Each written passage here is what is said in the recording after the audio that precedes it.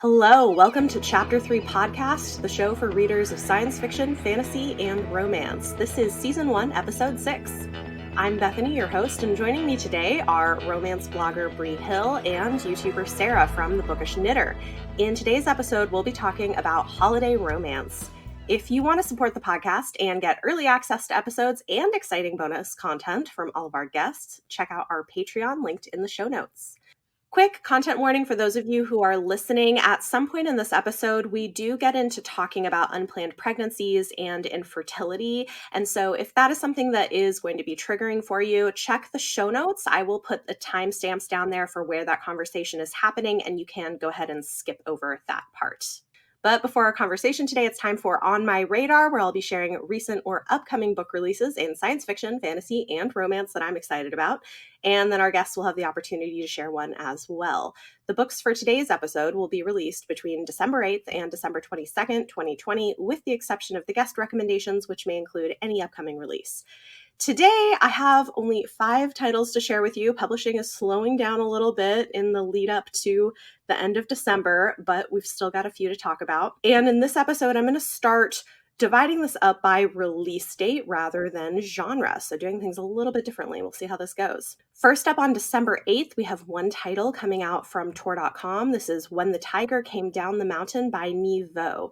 This novella is a standalone companion to The Empress of Salt and Fortune about cleric Chi, who finds themselves and their companions at the mercy of a band of fierce tigers. Then they must tell an intricate story in order to survive until the mammoths can save them. I've heard really good things about the first book, that it's a fairy tale type story, and it's on my personal TBR, so interested in this one. Then on December 15th, we have 3 sequels. So this is just kind of the month of sequels, it seems. First up from Balzer and Bray, we've got Occulta by Maya Montaigne. This is the follow-up to Nocturna. It's a Latinx-inspired YA fantasy series with a linguistic system of magic and a truly creepy villain. So sequel to that is coming out on the 15th. Then from Delacorte, we're getting War Maidens by Kelly Kuhn. This is the second book in the Grave Maidens fantasy duology. It's said to be dark, action-packed, and heart-wrenching as the maidens go to war against the ruler who tried to entomb them. And lastly, on December 15th, we have For Better or Cursed by Kate Williams. This is also from Delacorte. It's the second book in the Babysitter's Coven series, which is being pitched as Adventures in Babysitting meets Buffy the Vampire Slayer, about a coven of witchy babysitters who must protect the innocent and save the world from evil. And then the last release I have to share with you is coming out on December 18th. This is from Faber and Faber, the first book in a new series. The Notorious Virtues by Alwyn Hamilton features a glamorous media darling, a surprise heiress, and the magical competition of a lifetime. So, sounds intriguing. With that said, please join me in welcoming Bree and Sarah to the show. Thank you guys so much for joining me. Hey. Hello. Excited to talk about holiday romances today with you guys. If you want to briefly introduce yourselves to our listeners and kind of where they can find you on the internet and share your pick for an exciting upcoming release. I'm Bree Hill, and I'm on Instagram at Falling for Romance. I'm pretty active over there. I usually post at least once every couple of days. Always something in the stories. Just always really excited and willing to talk about romance. So thank you for having us. And Sarah's one of my best friends, so Yay. I'm excited to be doing this with her. Right? So yes, my recommendation is, I was so excited about the book and then so mine actually comes out December 1st, and it's How to Catch a Queen by Alyssa Cole. Yeah. So excited for this book. Same, yes. Very excited for that one. And Sarah. And I am Sarah, and from the Bookish Knitter, and I am on YouTube, and I am on Instagram. I'm trying to up my Instagram game a little bit, but I'm mostly on YouTube. I post about 3 or 4 videos a week, mostly romance related, but I do read a lot of other things. So it's very eclectic, I feel. And my pick for a book coming out, it comes out on November 30th, and it's Christmas on Peachtree Lane by Jules Bennett. A great little Christmas romance, small town Christmas romance. Sounds great. Awesome. Thank you guys. Obviously, we're talking about holiday romance today. Both of you are big romance readers, and talk about them would be a fun topic, as this episode is going to be going up in December, and what better time for holiday romances. So I think maybe one place to start with this is, for you, what makes a good holiday romance? Oh goodness. We talk about this all the time. So I think one thing that we both look for is the atmosphere, which we've had a couple of titles this year that are like, we are seeing more like vacation type romances, which can be hit or miss. But like, I live in Texas and it's usually like 87 degrees on Christmas. So I'm wanting to be transported somewhere where it feels like Christmas. That's like the main thing that I know that I look for. And I know that that's important to Sarah as well. Absolutely. Definitely just like winter vibes. I mean, I want to smell cookies baking and like, I want to feel like I'm drinking hot chocolate. Like I'm really just in it for that escape. No, for sure. And I mean, I'm in Canada, so I'm immersed in, well, snow and holiday lights and all those things. And that's just what I'm used to. And that's what I like to see. Like, you know, for me, I do like the holiday romances occasionally that will take place in the South. But for me, Christmas means snow and cold and wintertime. Yeah. I think for me, I like that. I like the kind of cold, snowy atmosphere if I can get it. But I think the thing that I find most irritating that occasionally happens is when something is pitched as a holiday romance and there's not much Christmas in it. Yes. That was our frustration last year. We were like reading all, because I mean, for us, reading holiday romances starts in September. Oh, yeah. Like we wrap summer readings in August, and we know like usually like mid-September, those holiday romances are rolling out.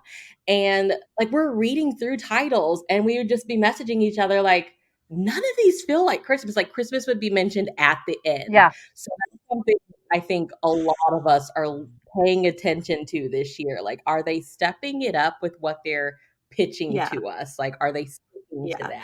I'm happy to say there's been a couple I've read this year that I'm like, oh, okay, this feels very Christmassy.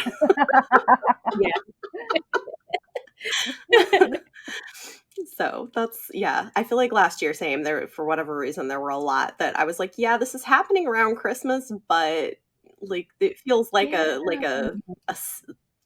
stage more than like part of the story. It's a cop out. It's you're not getting the payout. You know, a lot of romance readers talk about the quote unquote payout, and it's like if you see a book with a Christmas tree on the cover and they don't mention it till page 250, it's like, oh, what the heck?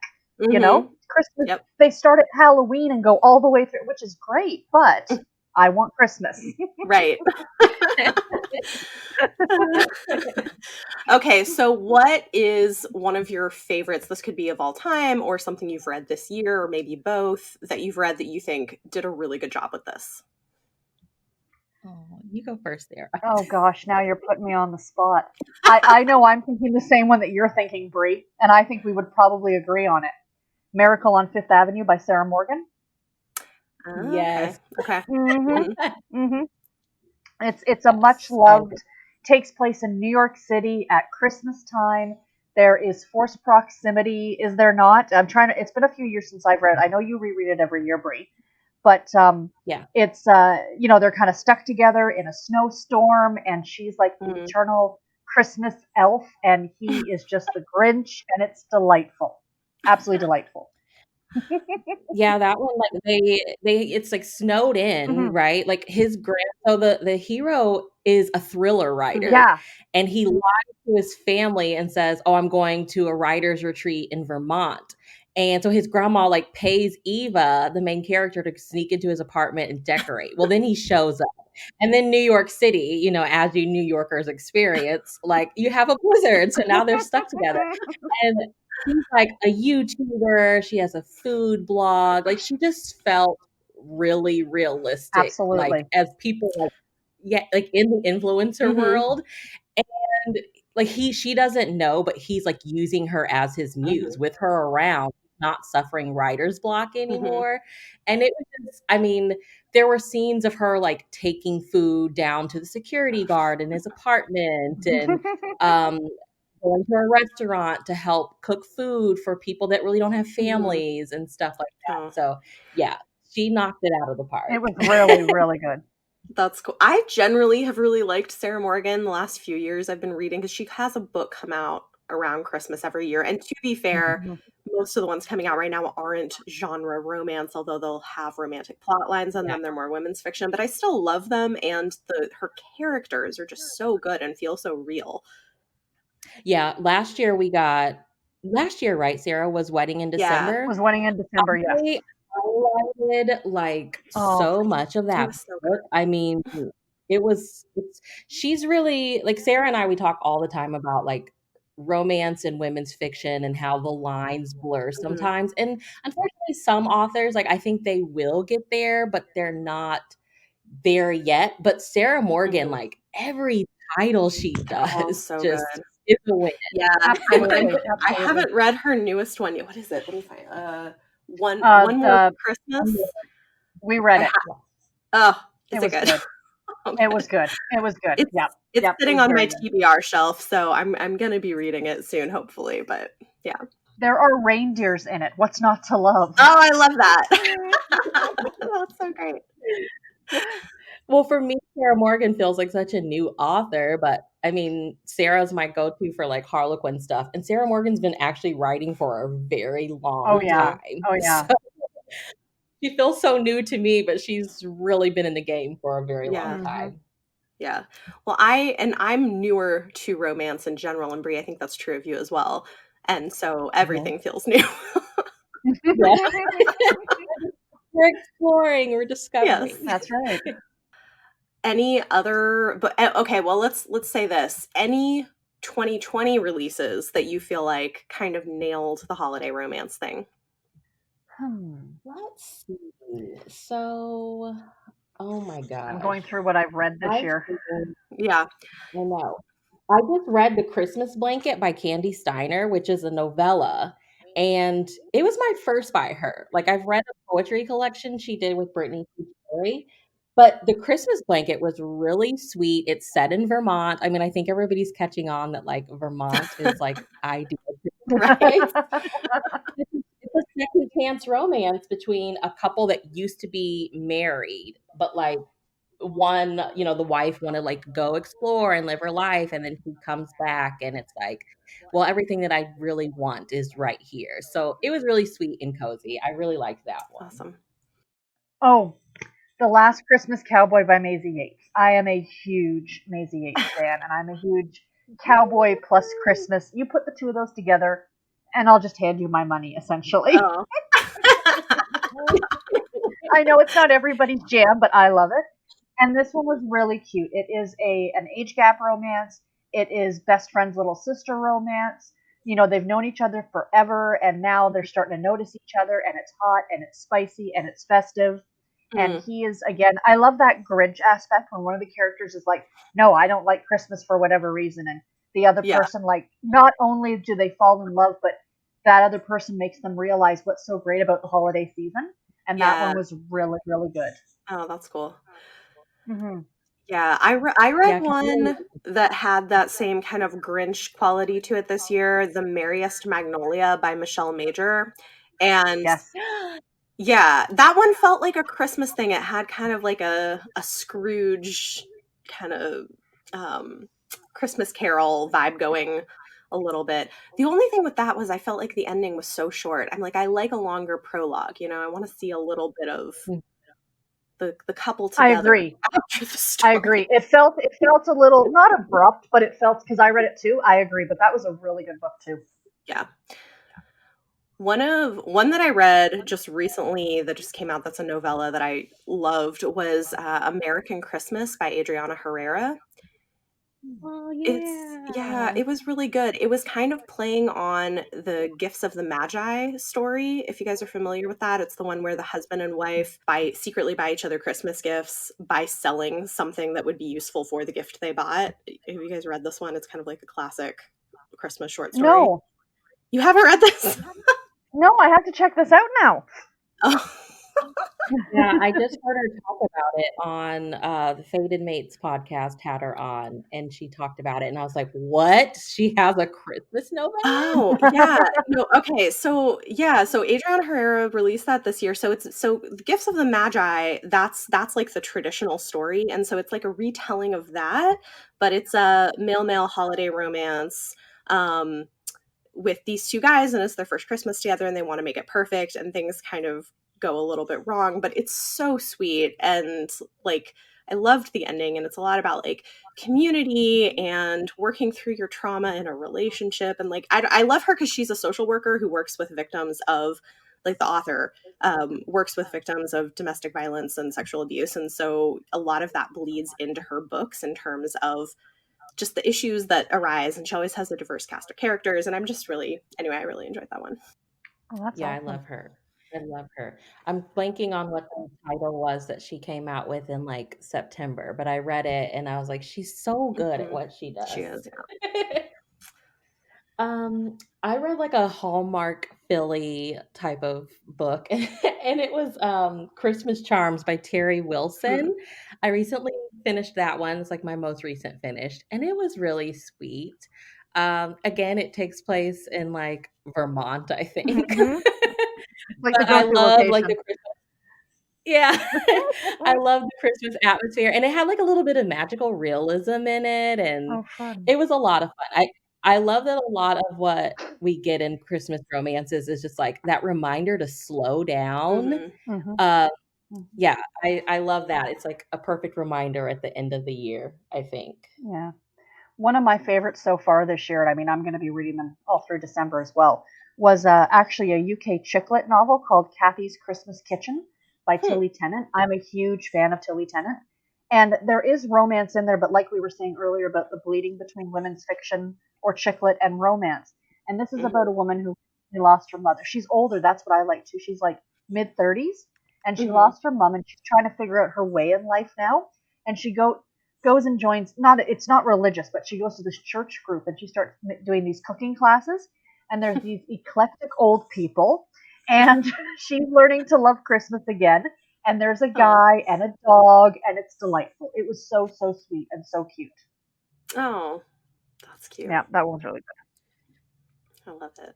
Can we talk about some that I have on my TBR? Yeah. Right? Thank you. Yes. Absolutely. Because I mean, we have a lot. So again, like I feel like when I discovered Sarah, it was like after I had started reading romance. And so it was like rediscovering BookTube all over again, because it was like, oh my gosh, here's this person that's talking about romance, but she's talking about different romances. I had never, it wasn't that I wasn't interested in Harlequin, and it's like, I don't think that I wasn't not seeing them, but it wasn't until I found Sarah that I was like, let me give these books a try. So I've fallen in love with the Harlequin romance line, thanks to Sarah getting me in Harlequin. You're welcome. And thank you. So they have some that come out. I mean, they come out every month basically, but the November they had some Christmas romances. So Therese Bahari, it's a woman of color author. I've really been wanting to find like women of color writing Christmas romances. And she has His Princess by Christmas, which is a single mom secret prince romance. I think, and then I should go see what because I think I have a couple of these too. I can't. Yes, they're like the pretty pink cover ones. And then I have Her Inconvenient Christmas Reunion by Nina Singh, which I don't know where she's from. She doesn't have a lot of information out there. But this is a second chance romance, and it's set in Paris. And then these are all from the same line. And then Snowbound at the Corner by Ellie Darkins, which is like a snowed in during Christmas with a handsome stranger we love. And then the only one that's a desire romance, which they are gorgeous, the desire covers, is one that I messaged Sarah, and I was like, I found this at Walmart. And she's like, I already have it. And it was Temptation at Christmas by Maureen Childs. I mean, the girl has like this gorgeous red cover like dress Mhm. on, and like it's from the back. She has like these pretty jewels on. It's I love stunning. it. Oh So yeah. Oh yeah. That's The one awesome. that's most recent on my radar is Wrapped Up in You by Talia Hibbert. It's a short story and it's Oh, exclusive to Kobo. It came out like a week or so, like from, in I was like, mid-November. no, I don't have Kobo. I love Talia Hibbert. I downloaded the app specifically just so I could Oh my read it. gosh. Oh, that's a great idea. I might do that also. Oh yeah.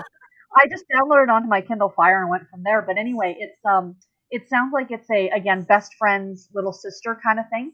And they Mhm. get snowed in together with all these animals. And I'm Mhm. like, yes, I am here for it. So that one is getting read very soon. Very Oh, soon. I love it. She has Mhm. from a couple of years back, she has a holiday novella that I liked, Mary Oh, Inkmas, okay. ooh, which yeah. is like the hero is a tattoo artist. And I like her books too because a lot of them have like bigger thematic stuff they deal with, and that one addresses homelessness, which I thought was cool. So, especially around the Oh, holidays, okay. it's good. Awesome. Yeah, I feel like romance readers, if we want to get a book, we're going to download It's the true. app. Like we're gonna find a way. Like, how can I get my hands on this thing I want to read? That's right. Yeah. I'm always like, I want to read this book, and Sarah's like, here's my Audible escape password. Yeah. I have it downloaded. Here's my We're login for gonna my find a way. library. Go ahead. Yeah. Oh, goodness. Okay, I was like trying to look and see because I was like, I know Harlequin has sent me some holiday things recently, and one that I love the cover of it. It's a special edition, and it's it looks like it's two Black people in as the hero and heroine. It's called A Soldier Under Her Tree by Kathy Douglas. Have you seen Yes. this one? Yes. I have that one too. Me Oh, too. Oh, so good. yay! Oh, and then I know there was something else. If I can. Oh, you know what? I haven't read anything else by her, but I'm just realizing they sent me um, a contemporary by Therese Bahari. You were mentioning her earlier, yeah? Yeah. Yeah, I have I just got a contemporary from her, but I've never read from her before. Yes, the ones that I have will be my first by her. They had something, I think they were sending out like 2 or 3 of her novels Yeah. recently. I haven't seen anything show up Mhm. yet, but like I'm always stalking because like Sarah's like, check Fridays, they always have Mhm. sales. Mhm. So she's like one of the authors that I look up, like, let me see if Yeah. she has anything. Yeah, no, mine just arrived yesterday. It's like One Day to Fall is the book. So I don't know. It's a Oh, really cute okay. cover. So I don't know. All of these like Instagram tours for everything. I know. I know. It can get overwhelming, Yeah. right? Mhm. It can be Mhm. it's awesome, but it can be It's a good overwhelming. problem to have, as I like to I say. mean, true. It's very true. Well, like, COVID times, like we've been, the romance is like we're like taking over like eBay and thrift books, I feel like. But there's like what's fun with the Harlequin is like you find an author you like and like you're just like on the website looking at all these books that they Yeah, have. And like I've been doing that with her, for example, and like trying to keep up with Naima Simone because she's always putting out right. something. And it's just like once you find one that you like, it just like you fall down this rabbit hole of like trying to find everything that you can by Oh them. goodness. Yep. Yeah, I feel like you can and romance is not the only genre I read, but I feel like I'm like I can never catch up. Can I do a plug? Like I'm so excited that you're part of the romance takeover. Yes. I am excited. Yeah. I think That's that'll be fun. I'm awesome. excited for it. Yeah, no, I was glad they asked me. I feel like I've been reading so much romance this year. So it's been fun. Yeah, I'm excited for it. I'm excited that it's still a thing and it's coming Yeah. back. Because Mhm. it was like an on the whim idea that we had like in what, like April, Yeah, Sarah, I I think it think? was Like, back in let's April. do Yeah, it. the original one. Oh, I love that. I feel like we need stuff like that these days. Well, It's especially with true. Yeah. COVID. Like all of us were like, what can we do? Yeah, we're having our create your own Christmas adventure, Yeah. which is gonna be a lot of Oh, fun. fun. So I'm gonna be tag teaming well, Sarah and I both, we love romance, but we also love like cozy mysteries too. And so there's gonna be like a mystery readathon going on as well. And I'm just like, I can't wait to spend all month reading romance and Yay. Oh, I cozies. love it. Yeah. That's so fun. That's so fun. Okay, I'm like looking at my Goodreads. I'm like, what else have I read recently? Because I feel like I read something else that I'm forgetting. I feel like I've read a ton of stuff, but I'm just like, I'm blanking on all of it. Yeah, no. Well, we both read 12 Dogs of Christmas, Oh my Sarah, by god, that Lizzie was Shane. so. Talk about a book set in Vermont. Yeah. That one was That one was delightful. good. Oh my goodness. So delightful. That one was from Forever. It By came Lizzie out Shane. in September. Mm-hmm. That was really cute. It was all about a dog rescuer, Oh, and they were losing funding, and so the project was, let's try to find all of these dogs home, before they shut us down. And For Christmas. small town romance. It Mhm. was so sweet. oh. They would like dress the dogs up. It was And we're so just cute. putting them in pictures in the paper. It was delightful. Oh, that's Yeah, so it was fun. cute. That's cute. So I'm trying to think, because I did for channel members on YouTube, I did like a video recommending some holiday romances. There's one that came out last year that was a YA that I thought was so much fun. That I really loved. What Um, was it? Oh gosh, what was it it? was oh gosh, and now it's gonna okay, hold on. I'm like now, Was it about the girl that she goes to like her cousins or yeah, something, it's and like there's 10 blind dates or something. Is that yes, Oh, I've it? heard about that one. it was It's so funny. Yes, 10 Blind Dates by the Ashley Olsen. readathon. That was Yeah, it. Yeah. I thought it was hilarious because she basically right before Christmas, her longtime boyfriend breaks up with her, and then she has to go spend Christmas with her big family and is like really sad. And so they all make a bet that where like the winner is whoever can give her the best blind date. And so all of her family members set her up on all these different dates, and some of them are so bad. I remember. And then the jerk boyfriend, Yes. shows up begging for her Yes. to come back. And I was like, No, dude, yeah. no, But we are moving on yeah. here. But there ends up being like a cute romance towards the end of it. But like in between, some of these dates they send her on are just, I would like nightmare. It was so funny. And they're very holiday themed, but it's like Texas holiday. Like I think they're in Texas. And like it's very entertaining. Yeah, I remember I read that one because the Tis the Season-a-thon Oh that yeah. Bookables puts on. It was the book pick. Mhm. And I was like, man, it's been a long time since I read YA. Like I was really nervous. I read that book in a day. It was Oh so yeah. good. So Yeah, it's good. such a fun one. For something I think more serious that I read last year that I liked was Coming Home for Christmas by Ray Anthony. And I think Bree, you read that as well, didn't you? Oh my gosh. Did I Yes, read that I one? did. I think you did, Sarah. It was about the married couple and Yes, the wife was yes, gone. yes, Hibbert? that was good. Yes, Yeah. That was good. that was good. Yeah. That was Because she comes Mhm. back and you feel for her because it's her kids and she's Mhm. she's happy to be back, but they do not make it easier on No. her, which I thought was a good author choice. Don't Yes. bring her back, Mhm. welcome her with open arms. He was about to go to jail if he did not find you and bring you back.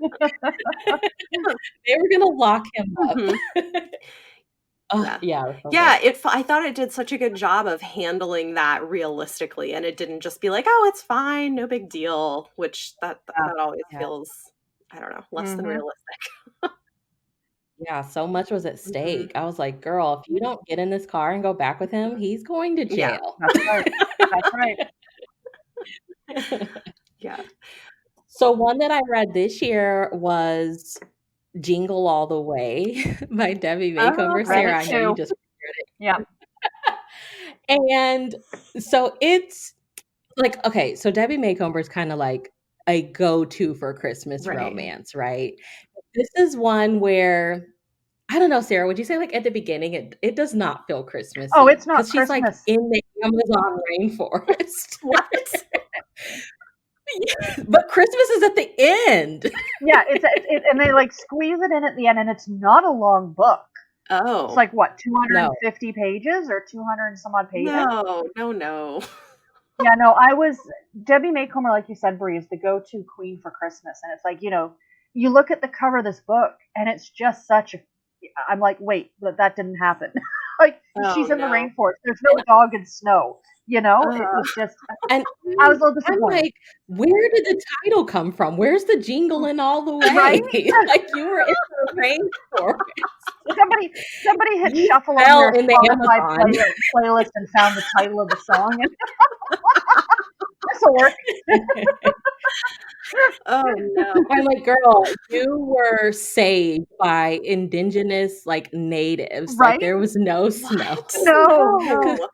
No. And then I felt like they threw Christmas in, like they said, oh, we were having drinks. Oh, and the Christmas tree was in the corner. Like it was just like, oh, we should put Christmas something in here somewhere, Oh my gosh. No. Yeah, I was a little bit.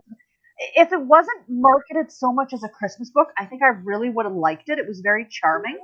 But the fact it was so marketed as Christmas, I was disappointed. Yeah.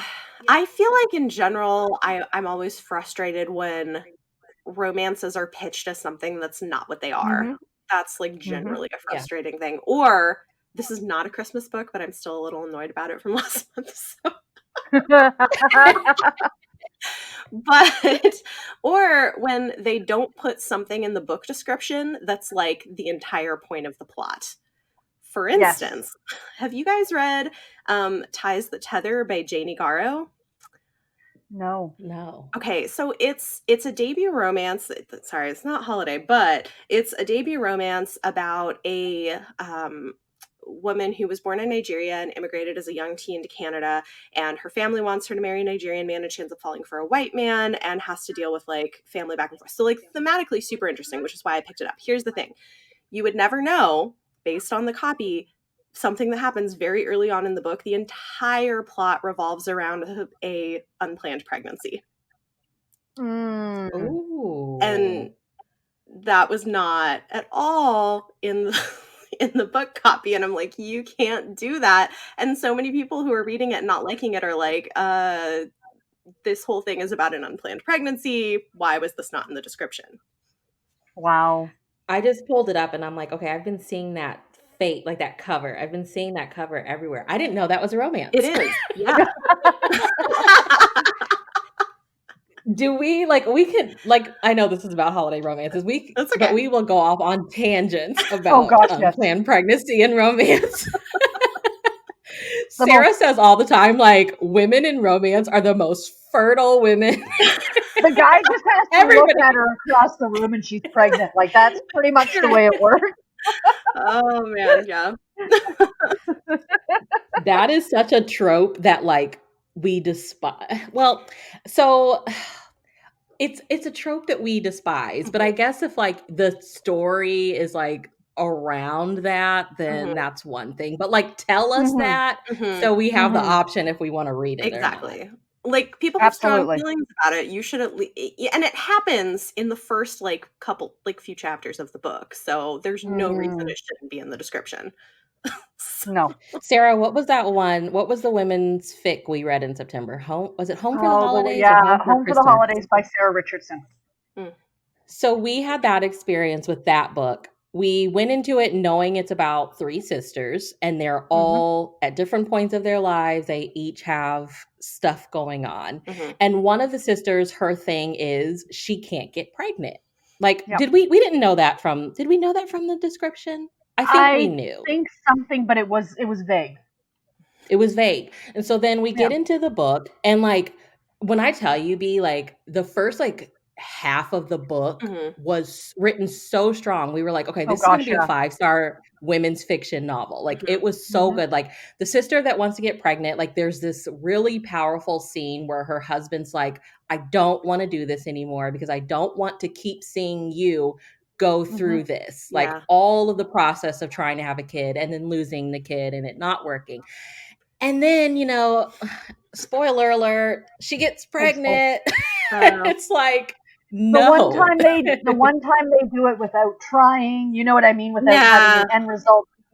Yeah, it's Yeah. a big disservice for women who are dealing with infertility. A big Yeah, disservice. that's terrible. I mean, I feel like it would be great to see more books where, maybe they use IVF and eventually get pregnant or something. Yeah.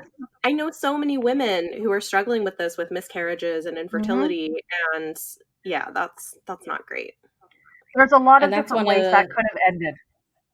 Yeah. And I think that that's one of the way, like, I don't want to say a disservice, but like one of the things with Christmas romances is like there's this, we want to instill hope. We want everybody to be happy. And I just felt like you could have made it to where her and her husband are happy being just the two of them. Like, realistically, most women probably wouldn't have magically gotten pregnant and they'd have to figure it out.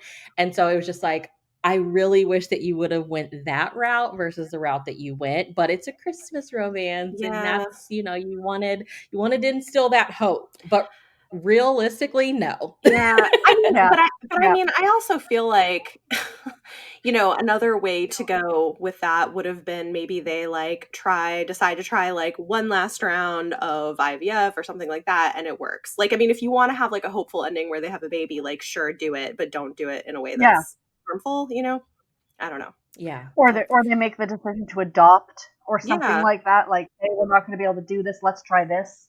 Yeah. Yeah. So, Yeah, we were able to talk to a friend who explained a lot of that to us. Like, I think she said, like, what, IVF, it's like the last hope. Like, if you're at that stage, like, it's the last hope. But like all the money and like usually the places are really far from where you live. So like the back and forth every couple of days, she's just like, for it to wrap up like this just really ticked her off. And I was like, yeah. We have to be careful, And in a genre for women, like that's pretty harmful. And I think like we all kind of know somebody who's been through it in a way, but we really don't necessarily know the nitty gritty. And I didn't know that. So me going in and reading it uninformed, I thought to myself, oh, that's kind of nice, until I started talking to our friend. And then I'm like, oh, wait a minute, So I think maybe it was the fact that maybe the author didn't do her research in a way, right? Yeah, I mean, I feel like it's something that more women are starting to talk about, which I think is good, but for so long, like, this is the thing, is most women have experienced at least one miscarriage, and a lot of women deal with infertility. Like, I've had and I guess that's the thing too, is like, I know I've had multiple friends deal with it, and I have seen some of the behind the scenes of it, and it's not easy. It's expensive, it's painful, it's heart-wrenching. It's like, I mean, it's and people, don't talk that much about it, which is part of why I have a lot of respect for people who open up about their experiences. I don't know if you guys are familiar with Susan Dennard. She's a YA fantasy author, but she had been pretty open online about struggling for years to get pregnant and had miscarriages. She finally this year had a baby, and like almost, I mean, like had a very traumatic childbirth experience and like almost died too. So like it was a lot. And this is the kind of stuff that usually people don't talk about, but I think it's so important because she's talked about how many women have reached out to her saying how they feel recognized and seen, from somebody who's been through it and is finally actually talking about it. I think that's so important. Yeah, I think it's very brave, and that's what I think we're hoping that we start to see more. I mean, because like romance, women's fiction, those are, genres that are written for women by women. And it's just like, okay, let's be a little bit more realistic here. Yeah. You're sending kind of a false sense of hope, and you don't know who your readers are. You probably have readers that are suffering through that, and like what kind of message is that sending to them? The one time you guys just try just organically, it works after years of all this money and time, and no. Yep. So that's the one time Christmas romance had me like, wait a minute. I think it was my first one of the year, and I'm just like, oh, please don't Oh no. have this be the Oh, precedent, no. right? But you know what? Like Sarah said, like, so when we finished, we were on Goodreads, and we all, I think, just like on our own looked at the reviews and we're like, wait, nobody else really caught on to this. But of course, reading it with a friend that did, she was like, you see, nobody else pointed out this. Like, Mhm. it just goes to show you that like not everybody would, because it doesn't affect everybody. But her having experienced that was like the thing that she was Yeah. like, it ruined Yeah. it for me. Yeah. Okay, well, to go to a lighter note for the last portion of the podcast. So another thing we could talk about that I think could be interesting is holiday romance films, because I think frequently you get books being adapted into things. Netflix is doing this constantly, and Oh gosh. Bree, this is your area, Bree. And sometimes it's good, sometimes it's not. Although I have to say, sometimes my favorite movies are so bad that I get a kick out of watching them and like laughing at how bad they are. I feel you. Thoughts on Bree? I know you watch more. I will say, okay, I'll start with this. Probably my favorite of that version of like something that's like so bad it's good because it makes me laugh is The Christmas Prince. Oh, okay. Yeah. Okay. Have you seen this one? So I haven't seen it. Oh. Wait a minute. Is it where who's in it? I'm ready. Okay. And there was two people that are at Alwyn. Well, yeah, there was a sequel last year. Like there was like The Christmas Prince, and then I can't remember what. Hold on. It's oh my gosh, it's terrible, but it's hilarious. But you love it. I loved it. It was like the most fun I had was like watching it with my husband and like laughing at all of the things. And you know what? With like royalty romances, for some reason, like I don't want to say they're not my thing, but like I cringe a little bit. Yeah. I mean, I enjoy them a lot, but like now they're definitely more I mean, this is very cringy, but like if you go into it knowing that, it's very entertaining. Yeah, A Christmas Prince so the first one came out in 2017, starring I'm looking at the cover. Rose McIver and Ben Yeah, it's on Netflix, and then there was a sequel, and I think they're going to do a third sequel maybe. No, it came out in 2019. The Royal Baby, it shows here. Yeah. Oh, did I see that one yet? I don't know. Maybe I did. Oh, because she was pregnant. That's right. Royal Wedding. And yeah. They're all like, it's hilarious. What's really funny is when the way that she initially meets him is she's a journalist on her first like big international assignment, and like I'm like, you're a journalist and you're wearing like That is such a holiday romance trope. Like somebody's gonna be a journalist. Oh, but what's hilarious is I'm like, you do not act or dress like a journalist at all. And she wears like I can't, like, you know those like the all-star sneakers? I can't think of so oh wow. She wears them, and then like they make it such a thing, she wears them with her wedding dress, and I'm like, no. Oh my gosh.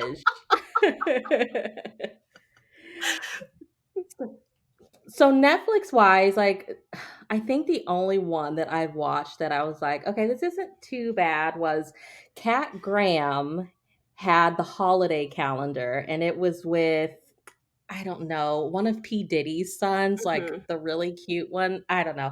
It was cute, but like I gotta do better with watching Netflix, because they are putting out more rom-coms, and I feel like I need to support, but like Hallmark has like 40 movies coming out, and I have to watch all of them. So it'll be a while. And a lot of those are based off of books. So right, yeah. How do you do that? I feel like, are they Hallmark movies? Is it all on their channel? Like where do you watch those? I have the app called Friendly on my TV. I paid like $10.99 a month. It's perfect because I don't need all that extra stuff. It literally comes with like the 3 Hallmark channels and I think maybe 9 other channels. Okay. And it's perfect for what I need. So that's where I watch those. And Hallmark, I will say this year is really stepping it up. I don't know what encouraged that, but I hope it was a lot of behind the scenes. But we've been seeing a lot more diversity as far as like ethnicities. In the fall we had like a female couple that got married. Oh, I yeah, I think heard about there's that. a That's male great. and that movie was shot. It was beautiful. And I think we're gonna see something else this Christmas season, but I haven't seen the preview yet. But yeah, they're stepping it up. So I'm proud of them. I love That's it. why I'm like, I need to watch all of them so I can, Yeah. because in the past it's been a little hard. But Yeah.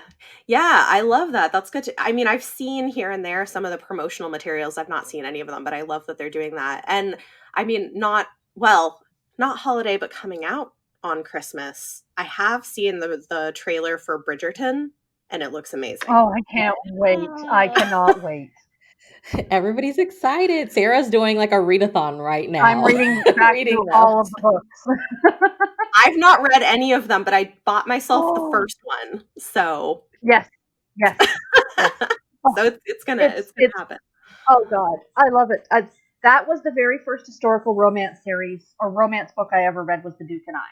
So it kind of holds a special place in my heart. But it's just the series itself is so well done, so well done.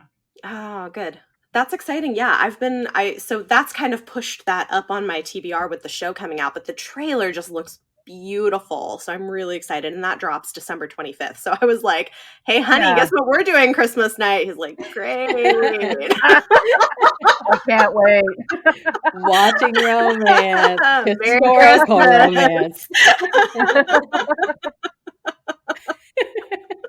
He's such a trooper. Yes, he really is. And my husband will be like, I'm not watching that. Yeah, no, he will. Like occasionally he even gets into stuff. Like, what was one that he ended up really liking? Was Downton Abbey. Oh, okay. Wow. Yeah. I mean, most of the historical stuff he's like not a fan of, but Downton Abbey he liked because it was doing some interesting things. So yeah. My husband's actually been like bugging me, like, are we ever gonna watch the Rebecca? And because he knows that's my favorite book. And I'm like, no, I'm not ready. I've heard so many mixed things about it, but I want to see it. See, my thing, like, so I read that in 8th grade, and I've seen the Alfred Hitchcock adaptation, which is one of the best book to movie adaptations ever.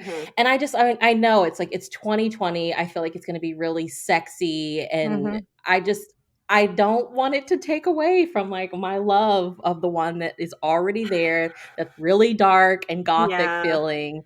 I don't want that. But I mean, one day I'll watch it when the hype dies down, I think. Yeah. I have heard several people complaining and saying that they didn't love the way the adaptation went. Well, now I don't feel bad for not watching it. So I don't feel bad. Yeah, you might be making a good choice. I don't know. But can I share some of the Hallmark movies? Yeah, please do. Okay, so the first one, y'all, that came out this year was Jingle Bell Bride. And the main character, I think she's from like Brazil in real life. She's from somewhere. So it was really nice to have like a Spanish speaking heroine. And then she actually gets to like speak Spanish in the movie. And then the hero was a Black man, which it was so nice to see him in this like hero role. I really liked that one. And then recently they had Christmas with the Darlings. It had another like interracial couple. It was really sweet. And then I think my favorite so far has been Cranberry Christmas, which we talk all the time about how you don't see a lot of married couple romances. Yeah. And this one, they are married, but they've been separated. And it's like them coming back together. Oh, I love that. Like finding a way to make it work. It was the like editing was beautiful. The story was beautiful. I was like, I love this. Oh, it was that's really so good. Well, that's part of what I liked last year, I think, about A Wedding in December, the Sarah Morgan book we talked about earlier, because it's also got a married couple who's been separated. Mm-hmm. Yeah. Yes. Yes, Every time I agreed. look at that book, I think of the scene where they walk in on the mom Oh, and the dad. parents, yeah. I was like, this is Sarah Morgan's humor shining through. So good. Oh, Mm-hmm. I love that book so much. Yeah. Mm-hmm. Oh, cool. Okay, well, I'm gonna have to try to find a way to watch some of these, Bree, because now you're making me want to watch holiday movies. Oh, maybe I could do. You know what? This is so. I'm discovering, because I don't watch that many movies, but like the way I justify it to myself is by vlogging it. So maybe I'll do like a Hallmark holiday movie vlog. Ooh, fun. I totally think you That should. would be fun. Because I did it with like watching horror movies leading up to Halloween that I hadn't seen. So maybe I could do that Nice. for Christmas. That would be That'd fun. be fun. That would be fun. All right. I think the thing like with Hallmark movies is just like I read some article recently that was like, here's 12 tropes. If you've seen like these are 12 tropes and all 40 of the Hallmark movies Yeah. that are coming out this year, basically. And I just was like, you know what? Some people find comfort in knowing what you're going to get. Yeah. And Yes. like they're so easy to dismiss and like so easy to just like a lot of the hate that I see for them actually comes from women, which really bothers me. It's just Yeah. like if it's not your thing, it's not your thing. But like they really do bring a lot of women and men joy. Yeah. So can we just like let them be? Yeah. Like unapologetically. Now, do they have things they need to work on? Yes. And I Mhm. feel like we're starting to see that. Mm-hmm. Mm-hmm. But yeah, I mean, they give people something to look forward to. They know Saturday night and Sunday night what they want to be doing. So Mhm. throughout the week, let me check off all of my to-do list items so that I'm free to watch these movies when they come on, Yeah. you know? Absolutely. Well, I mean, it's similar to a lot of the dialogue you hear for a long time about romance too, and I think just books and Mm-hmm. romance in general. And thankfully, I feel like some of that is starting to change, and I love seeing. I mean, and I was guilty of of some of this also, of growing up kind of thinking, oh, like romance is kind of like trashy and silly, and I'm like, no, it's actually there's a lot going on in romance. It's doing some amazing things. It's on the cutting edge of some of what's happening in fiction because the turnaround time is so fast and it's responsive. And anyway, it's great. I love romance now, but I'm glad. But Anything that's going on in the world, you will probably see reflected in romance. yeah. Like It's true. somebody's going to talk about it. Oh yeah, Yep. Yep. absolutely. Which I think is great. Okay, do you have a favorite, overall favorite holiday movie with romance in it? Is there something that you like to rewatch? Oh gosh. So any of the Evergreen movies on Hallmark, which are based off of a series by Nancy Nagel, Mhm. and they have Mhm. a new one coming out this year that follows a black couple that I've like swooned over so hard when they got together. And like the male actor put on Instagram, like, me and Hannah are getting our movie, and I cried. I was like, Oh. oh my gosh. So any of those, it's just like this really sweet, charming small town. Holly Robinson Pete's in it. Mm. The actress Ashley Williams is in it. It's like it's really sweet. I really love those. And then there's a throwback from like 2012 called Christmas with Holly, which is about this little girl whose mom died and her uncle's raising her, which turns into like all of her uncles raising her. It's really sweet. And then like non-Hallmark, y'all, for real, Mhm. I will rewatch National Lampoon's Christmas Vacation every day if I could. I grew up watching that movie. My dad loved Clark Griswold, so Mhm. I watch that one all the time. I love it. I don't watch the Hallmark. I'm not a movie watcher. Bree knows this about me. I don't have the attention span, I guess. Mhm. I don't know. Mhm. But one of my favorite older ones that I will rewatch if it comes up is Four Christmases with Reese Witherspoon. Oh, okay. And, oh, what's his name? Yeah. Uh, Vince Vaughn. Vince Vaughn. It was Oh, good. Yeah. I yeah. like Yeah. that one. I did like Yeah. that one a lot. And then for old school Christmas movie, the one that I rewatch every year is A Muppets Christmas Carol. Oh, that's a good one. Just That's because so it makes me fun. happy. Oh, you know what? Another one, The Holiday. I Yes, I was love gonna that say, yeah, I Yes, movie. love The yes. Holiday. That was such a good one. I'll rewatch that one. And another one that I kind of grew up watching is and I like the new one too, but the older, slightly older Little Women. Oh gosh, that movie Okay. has so many adaptations, I It feel has. like. Well, I mean, it's such a good story, but that always makes me think of Christmas. The new one, I guess, maybe less so, but like the one with like Winona Ryder, that one Mhm. feels so Christmassy to me, and I love it. Agreed. I feel like that is the one that I hear is everybody's like favorite adaptation is with Hmm. Winona Yeah. Ryder. It's really, really good, especially for the holidays. I will say I love the new one. I think it was amazing and it did things really, really differently than that, which I think was cool. So I like both of them a lot, but in terms of something that feels like Christmas, I would say the Winona Ryder one for sure. Okay. It's got all these great shots of like, snow in the northeast of America and like women in long dresses and like it's great. It's like it's not like giving to those who are in need. I love it. It's such a good holiday film. Hmm. I've never read the book. Do you think I should read the Oh, you book? should. Yeah. I've It's never great. read. I don't think I've read the book. It's Can't great. remember. Yeah, I agree. It's another this is part of it. I think my mom loved it, so they gave me a copy of Little Women when I was like 12, I want to say. And so I grew up reading the book and then watching the movie, and I just have a lot of love for it. But one thing that I liked a lot about the newer adaptation is it integrates some of the real things about Louisa May Alcott's life because it's sort of a self-insert. It's like a reimagined history of her and her sisters, except with a lot of like some stuff changed. But one thing that I think is really interesting that the new movie deals with is that when she first published it was like, well, like anything for young women, like it has to have a moral and like you have to end with the women all getting married. Like they can't just have a Mhm. career. She never married, like the author. And there's a lot of people, a lot of like things suggest that she might have been queer and that might have been part of it. So there's a lot of conversation about that. But the new movie is great because it shows the kind of the divergence of like the editors being like, no, you have to have this character that is like you, this kind of tomboy, like get married at the end, even though I don't know, it's just that I thought was interesting the way that it unpacked that.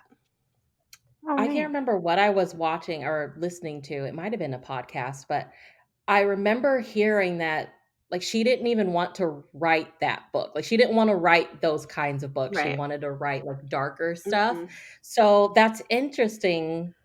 That's really it makes sense. Yeah. It makes a lot of sense. Like knowing that that wasn't really something she wanted to be writing, but it's so popular. Yeah. Like Well, people Yeah, love it. yeah.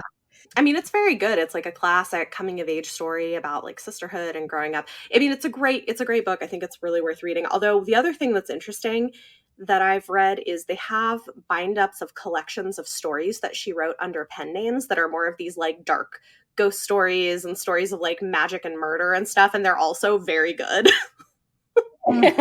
Neat.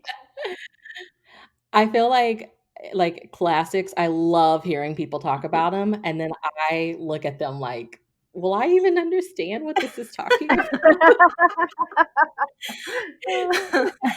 It's one of those things that I think takes like they're slower paced, like you can't zoom through Mhm, them. And it takes a little while of like sitting in the book to get used to the language, if that makes sense. mhm. And I Oh, think yeah, a Sure. lot of people, definitely. yeah. So you have to like give yourself some time with it. But like I will say, if I'm reading them more often, I find it easier to read because I'm more used to like the rhythm of the language and the types of words that they're using. Yep. Definitely. Yeah, I remember a few years ago I did a buddy read. My friend Kate from the channel Kate Howe, she loves Elizabeth Gaskell, and so Oh she's yeah, like, she's "Let's great. read Mhm. Wives and Daughters." And so the book's like 600 pages long, y'all, and I'm Maybe not like, the best one to I start with. I would have finished like 2.5 romance novels by now. It was so so long. Yeah. And I'm like, you reread this literally every year. This is a 600-page book that Elizabeth Gaskell, she didn't even finish it. Like, it's not even a finished book. But it's so, I mean, it's a great book, but no, that is not where I would tell you to start. It's so long. You know, if you want to read something very charming, like with small town, like quirky small town characters by her, I would try Cranford. Okay. It's very short. It's like less than 300 pages long. I think it's around 250 pages. And so it's not a very long book. And it's got all these different vignettes of these characters in this kind of quirky small town. And it's all focused on the women for the most part. Like, it's about, you know, how the women make the town work and like the different little gossipy things behind the scenes. It's really charming. So that would probably be a better place to start. That brick Wives and Daughters. It's like Sarah was reading Jane Eyre recently, and I was so excited because, I mean, Sarah and I both love Rebecca, and we just hear like Jane Eyre was like the one that started it all. Yeah. And I'm like messaging her like, how is it? She's like, it's so long.